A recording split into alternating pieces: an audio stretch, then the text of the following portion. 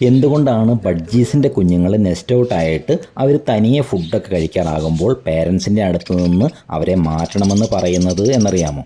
ഈ സമയമാകുമ്പോഴേക്കും അമ്മക്കിളി വീണ്ടും മുട്ടയിടാൻ തുടങ്ങിയിട്ടുണ്ടാവും. നെസ്റ്റ് ഔട്ടായ കുഞ്ഞുങ്ങൾ രാത്രിയിലും പകൽ സമയങ്ങളിൽ ചിലപ്പോഴൊക്കെയും തിരികെ പോട്ടിലേക്ക് കയറാൻ ശ്രമിക്കാറുണ്ട്. ഇവർ പുതുതായിട്ടിട്ട മുട്ട നശിപ്പിക്കുമോ എന്ന ഭയം കൊണ്ട് അമ്മക്കിളി ഇവരെ കൊത്തി ഓടിക്കും. അതുപോലെ കുഞ്ഞുങ്ങൾ തീറ്റ തനിയെ തിന്നാതെ പേരൻസിൻ്റെ വായിൽ നിന്നും തീറ്റ കിട്ടാനായിട്ട് അവരുടെ പിന്നാലെ നടക്കുകയും ചെയ്യും. അവരവരിടത്തും സ്വസ്ഥമായി ഇരിക്കാൻ പോലും സമ്മതിക്കില്ല. പാവം കുഞ്ഞുങ്ങൾക്കറിയില്ലല്ലോ പേരൻസ് അടുത്ത ക്ലച്ച് സ്റ്റാർട്ട് ചെയ്യാനുള്ള തിരക്കിലാണെന്ന്. ഇങ്ങനെ കുഞ്ഞുങ്ങൾ പല പ്രാവശ്യം അവരെ ശല്യപ്പെടുത്തി കഴിയുമ്പോൾ സഹി കെട്ടിട്ട് പേരൻസ് സ്വന്തം കുഞ്ഞുങ്ങളെ ഉപദ്രവിക്കാൻ തുടങ്ങും. കുഞ്ഞുങ്ങളുടെ തലയിലും കണ്ണിലുമൊക്കെയാണ് ഇവർ മാരകമായ രീതിയിൽ മുറിവേൽപ്പിക്കാറ്. ഇങ്ങനെ മുറിവേൽക്കുന്ന കുഞ്ഞുങ്ങൾക്ക് തക്ക സമയത്ത് വേണ്ട ട്രീറ്റ്മെൻറ്റ് ലഭിച്ചില്ലെങ്കിൽ അവർ ചത്തുപോവുകയും ചെയ്യും. അതുകൊണ്ടാണ് നെസ്റ്റ് ഔട്ട് ആയി കഴിഞ്ഞിട്ടുണ്ടെങ്കിൽ കുഞ്ഞുങ്ങളെ മറ്റൊരു കേജിലേക്ക്, ഒരു നഴ്സറി കേജിലേക്ക് മാറ്റി അവർക്ക് വേണ്ട ഫുഡൊക്കെ ക്രമീകരിക്കുകയും അവരത് കഴിക്കുന്നുണ്ട് എന്ന് ഉറപ്പുവരുത്തുകയും ചെയ്യണം എന്ന് പറയുന്നത്. 28 ദിവസം ഫീഡ് ചെയ്ത് വലുതാക്കിയ സ്വന്തം കുഞ്ഞുങ്ങളെ ഈ പേരൻസ് തന്നെ കൊത്തിക്കൊല്ലുവാനുള്ള സാഹചര്യം നമ്മൾ